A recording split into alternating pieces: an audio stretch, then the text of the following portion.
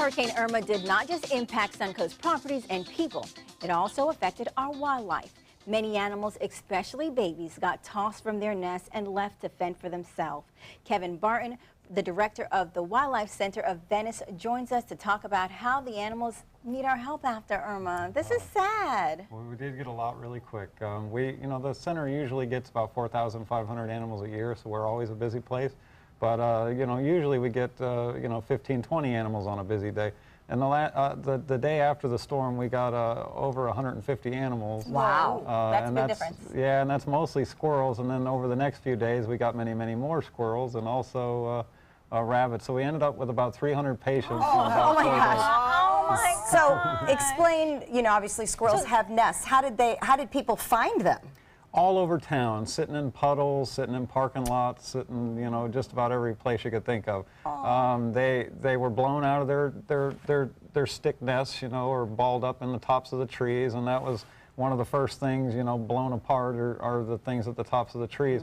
The second candidate, squirrels by far, reigned the day, or ruled the day, but rabbits were second. They got flooded out of nests all over town as well.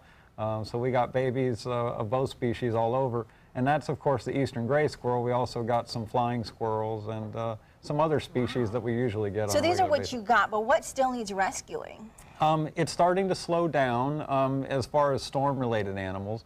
But now we're getting the animals that people had without power, longer periods of time, not being fed the proper diets. So now we're getting the critical ones that, are still alive from the storm.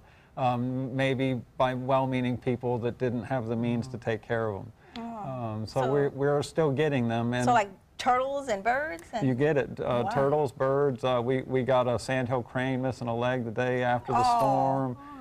We get birds with broken wings, battered after the winds. But again, the biggest numbers by and far were the squirrels and rabbits. But we did get quite the variety. When you speak of getting them, there's a whole process that you use to actually, if someone else doesn't bring them in, for you guys to go trap them in and bring them into safety and rehab them. And you brought some of the tools to show us how you do that. Kind of talk about the nets that I was going to call them little, but this is not little by any means. Well, yeah.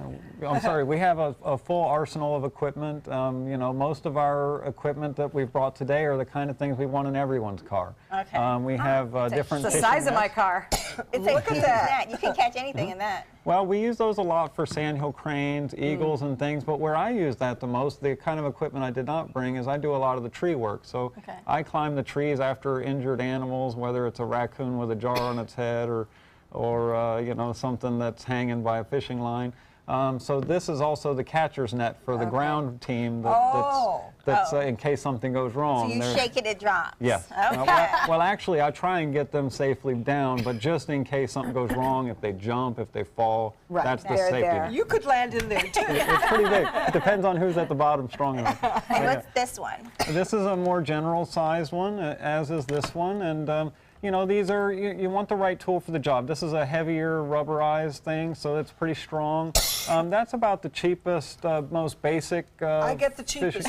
Well, what it is it's affordable and it's easily accessible. Any Walmart has these, and they get the job done quite a bit of the time. Now, sometimes you need the telescopic poles that have 20-foot poles on them. If you're chasing a bird in a Walmart, that's very useful. That ever happens? Yeah, we've done that a number of times. So, we use all kind of things. Now, we do have a net gun. We don't use it very often. We prefer the snare technique we brought. Speaking of that, that's the one that's down there. Yeah. Candace, it's closer to you. Can you get that? Let's see this, Candace. All right. So that's a snare? Looks like a fishing pole. And how does it work? Well, it's a very basic apparatus, but the idea is that Let's you see see it, the Boba. loop on the ground. I think See if you could snare Boba. I'll see if I can step in it. Embrace Pretend you're your a bird. inner So what's the sandhill idea? crane. Well, the idea is if you're a sandhill crane, you want to provide the right bait for the bird. So, Okay. So you're talking about a bird that eats mostly insects and grains and things. So you'll put the bait in the snare where you think you can coax them into putting one leg in the snare. All right, so I got one leg. Oh, Bobette, you may regret Now, this. if it's a bird with a broken leg, you definitely want to focus on the good leg. You don't want to hurt the bad leg. That's a lot of pressure. So it's very important that you get everything lined up properly before you do it. But So I once- stepped in, and what does she do? then she pulls the line. And that's how we save a lot of patients. We get animals with broken legs, but they can still fly. Okay. And the idea is to get them while we can still give them medical attention and time to save them. And that's the best tool for the job.